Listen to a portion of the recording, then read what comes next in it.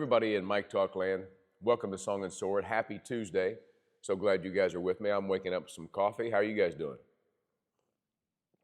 You doing okay out there? I know you got some stuff going on, so let me know. Text prayer, that number on the screen. I'd be glad to pray with you and happy to take it before the Lord on your behalf with you.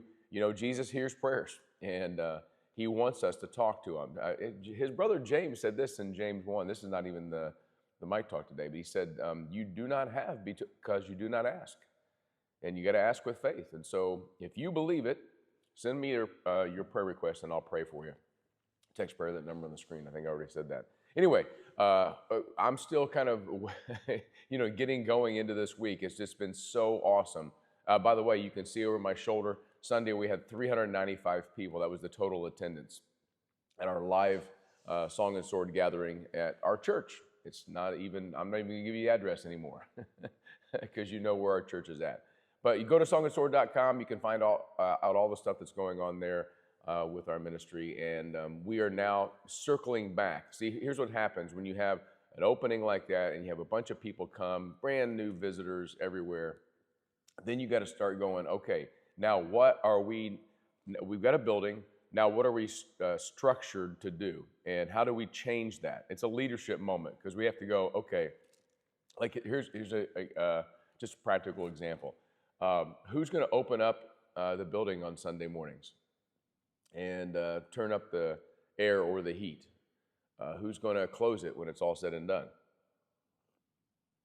We went in Sunday morning route not really knowing those things, right? So we got to organize in a way to get that stuff done. There's so many other things. And so pray for us. Would you pray for us every day at 149? Pray for God to help us move forward and do what only he can do through all the ministry that we're doing now. So there you go. That's what's happening on this Tuesday. I hope you guys are well. We're going to continue these one line, one sentence kind of verses. And we come today to a really popular one that you'll probably know. You'll know it as in a different, by a different name. But I'm going to read it from Luke 6:31. Jesus is talking this whole section about loving your enemies, praying for those who persecute you, being generous when you're oppressed, even being generous. And here's what it says in Luke 6:31.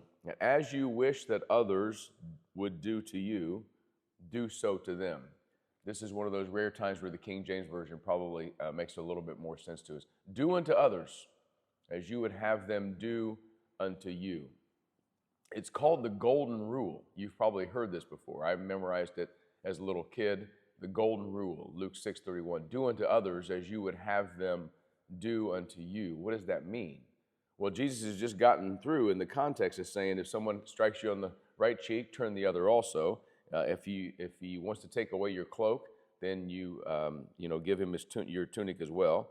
And if someone begs from you, give to them and don't demand anything back. In other words, he was talking about the practices of the first century.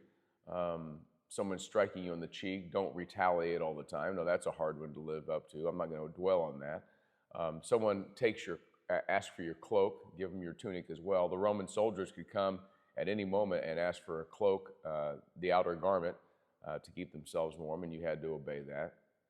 And of course, you could loan people money, and there was interest given on that. And he's saying just loan to people who are in need without interest. So it's in that context that Jesus says this incredible golden rule: do unto others as you would have them do unto you. What does that mean? It just means that you're thinking of other people. That's the broadest context I can give you. Remember, Jesus summarizes all of the commandments.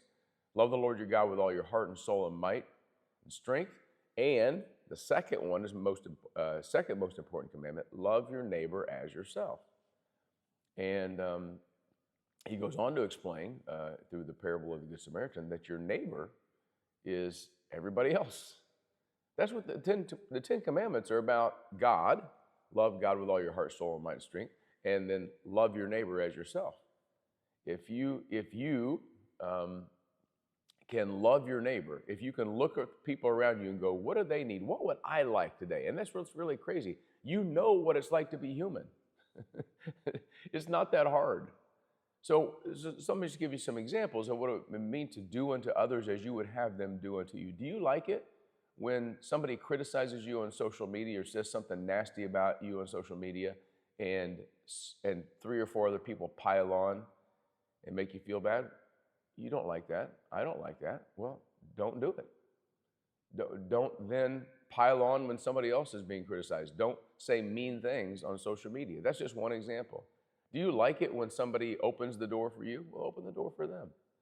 Do you like it when you're at a stoplight or a stop sign, or you're somewhere in line and you let someone go ahead of you? Well, do that to them, right? Do you like it when you get to the drive-through window in a fast food joint and somebody's paid your bill? Well, do that for somebody else. You know what you like. You know, and again, it's not just what you like. This is not a selfish thing. This is a human thing. I'm looking around the other humans around me and going, what would I like? And I'm going to do unto them what I would have them do to me. A greeting, a hello, how you doing? And it could be, it's positive and negative. I can look around me and go, what would I like? I'm going to give that to this person today. I'm going to grace them with a blessing today because I'm going to give them something that I love, I know I love receiving. This starts with your spouse. It cascades down to your kids, to those people who you live with, your roommates, your co-workers. You love it when somebody brings you a hot cup of coffee? Well, bring them a cup of coffee. This is a really practical teaching of Jesus. He's just saying, listen, be aware of the people around you, and then just calculate as a human being, what do I like? What would feel good to me today? The negatives on this are the same. Do you like it when someone laughs at you when you make a mistake? Well, don't laugh at somebody else when they make a mistake. Do you like it when people draw attention to you when you failed? Well, don't draw attention to others when they fail. Do you like it when people criticize you? Well, don't be a critical person or a judgmental person. It's really simple because we all know, we've all had those times where we feel really good because somebody's done something kind to us. And we all have those times, we've had those times, we know what it feels like when someone does something mean to us or says something harsh to us. We know how that feels. And Jesus is saying, since you're human, be human. Look around, check out the people around you, and do unto others as you would have them do unto you. It's really not so much a rule, as we've titled it the Golden Rule. It's just a way of thinking, and the way of thinking in the Spirit leading us from the inside out. That's a good word for us today, guys. I hope you're well. God bless you guys. Keep praying for us. I'm praying for you. Do unto others as you would have them do unto you. Peace.